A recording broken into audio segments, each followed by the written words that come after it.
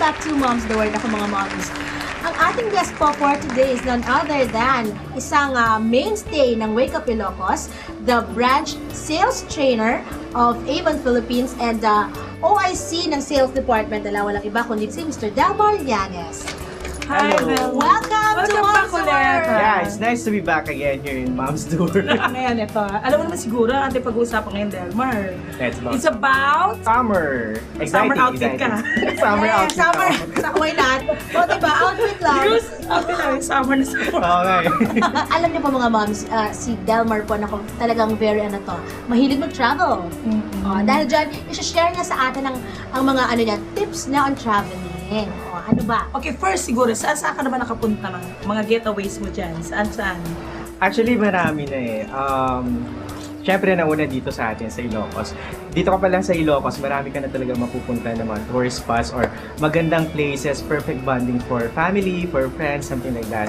And of course, meron din outside sa Ilocos, sa Manila, or different provinces ng Philippines, of course. And aside from that, siyempre, other countries din. Ano ba? Si Like, Shana. what country? Kailan talaga sabihin? I've been to Vietnam, Hong Kong, Australia, and Bali, Indonesia. And it's nice to go outside the country din kasi it's a learning experience din. Marami kang matututunan different culture. Yes, so true. True ka talaga dyan. Totoo yan. Pero naman, pag pumunta ka sa ibang bansa, baka naman super mahal naman. Siyempre, iniisip na ating mga mommies dyan or, yung mga televiewers natin, naku, ibang bansa, baka mahal.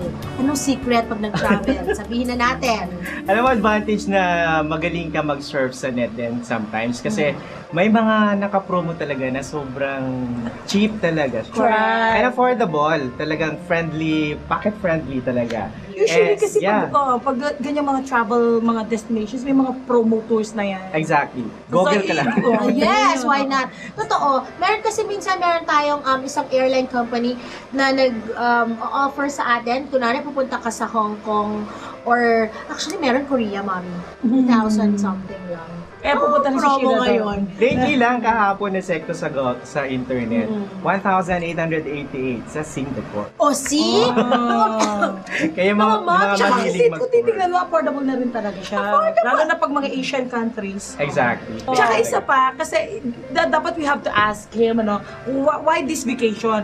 Kasi sa isang workaholic like him, you really need to, to unleash yourself, go out of the country. Or sabi mo nga, pag kailangan tipirin, pwede rin naman just around town, Exactly. mga out of town dito.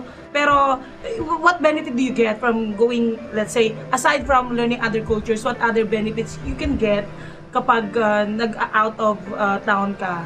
Something like. Actually, Mami Tess, marami. Sobrang daming makukuhang benefits or advantages pag you go around, even hindi sa outside country, even dito lang sa province natin.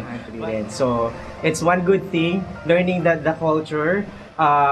Pag summertime, natataon ng mga summertime ganyan, nalalaman mo rin kung ano yung mga ginagawa ng mga different nationalities. Yes. Oo, sa ibang bansa. Ganun siya. And aside from that, syempre, na free yung mind mo. Parang empty your minds, ganyan. Yes. In other Diba? words, nadidistress ka. Nadidistress ka. Correct. Yun yung one good thing talaga, going out, nadidistress ka talaga. Because stress is really one of the major reasons why nagkakaroon tayo ng sakit, Heart humihina attack. yung mga health natin, diba? Usually ganito yan, pag sinabi mong vacation, Sheila, although sinabi mo you splurge or you parang save. you save. Para kasi sa iba, pag sinabing vacation, parang naka-mark up sa mind nila yan na parang you spend. Diba? Parang gastos lang yan. Bakit kailangan pa yan? Dito ka na lang sa bahay, something like, although may kanya-kanyang, may kanya-kanya tayong mga reason bakit. Although we cannot deny for a fact na marami kang nabe-benefit, although yung iba, that's their life, yun ang gusto nila. But ano pang mga ibang tips ang pwede mong maibigay sa ating mga mommies? Although you're a single, you're a bachelor, Pero for mommies out there who would like also to plan something this summer, Well, sa mga mommies na budget conscious, yung mga nagtitipid talaga, they do not need to go out naman eh. Ay, yung bonggang-bonggang vacation. It's a matter of, discovering the places na magaganda. Dito na lang sa Ilocos, like for example, going to Pagudpod. Pagudpod is a nice place for relaxation and vacation for family. Kasi pag pumupunta ka sa mga places na ganyan, nalalaman mo yung mga tourist spots na somehow nakakatulong din sa'yo pag may mga bisita kayo na dadating.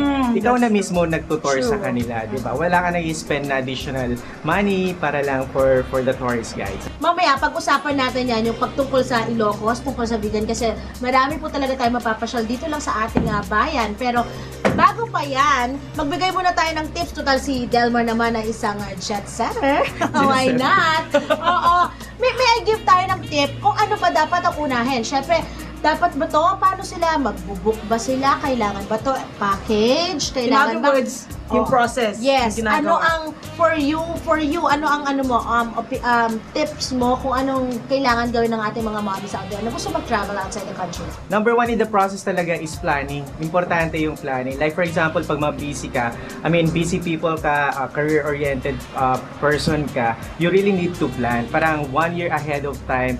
Like for example, 2010 na plano ko na kung kailan ako magbabakasyon. Schedule mo na. Schedule ka na siya. Dito ako mag-vacation leave. April, sa Holy Week, during Holy Week. Doon ko nilagay yung VL ko talaga para ma-spend ko yung time ko. Quality time with my family also. And at the same time, makaipon ka di ba? Let's say, Exactly. At this time, April, by this time, medyo nakaipon ka na. If you do the planning kasi, Yeah, parang yeah. ako kasi ugali ko, shopaholic talaga. Yes. Shopaholic talaga ako. Sometimes, if I wanna buy something nga, di ba?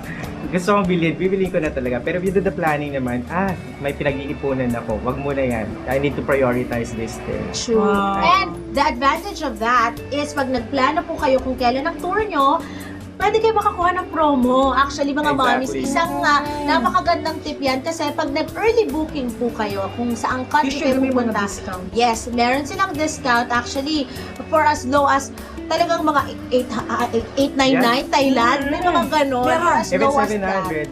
700 papuntang din. Thailand. Imagine yung mga mommies, napakamura. And you just have to pay for yung mga taxes nga lang and all that. But then again, it's just 899. So, di ba, kaya-kaya natin pag-ipunan yan.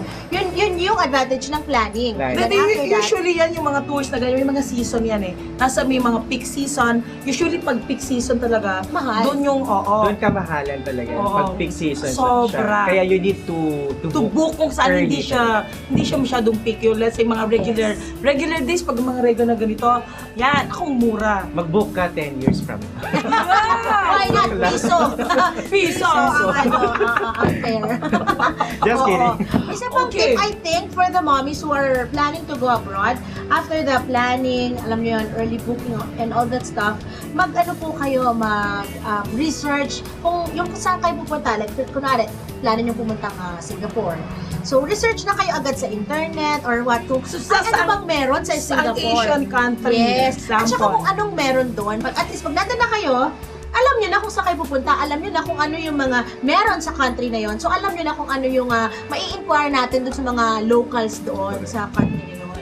Dapat na talaga, is it advisable na, let's say for example, ikaw, solo mo lang, is it advisable that you get a travel agency to process your travel, or ikaw na lang mismo, internet na i-google mo na lang, or Parang- makipag-book ka na lang via net, ganon. Well, sometimes nakakatulong talaga pag through agency. But then again, you can do that naman by yourself. Mas mura pa pag ikaw lang. Okay.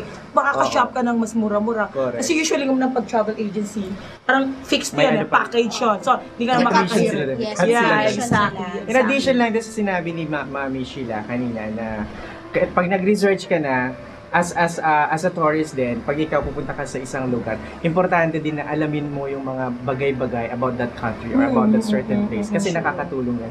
Like for example, ano yung way of transportation nila? What are the ways of Yes. transportation? Ano yung food nila? Yung Yes. price ng mga food nila? Mga Yes. tipong ganun. And the accommodation, of course. It's important for you guys to research on weather sa pupuntahan nila. And another tip, you should know also or you must know also kung ano-ano yung mga bagay-bagay na hindi pwedeng dalhin outside the country. Yes. Kasi pagdating mo na ng airport, baka Sisi ka na lang. Oo, May sisi paiwan ka na na. pala lang. I experienced this one Oh, yes, when I best buy of. when I buy my new perfume. Yes. Perfume talaga. As in, 2 bottle pa ng perfume ko. As in, na-reject talaga. Hindi ko Inan-carry mo nadala. siya? Inan-carry ko siya. Hindi ko naman alam. That was my first time talaga.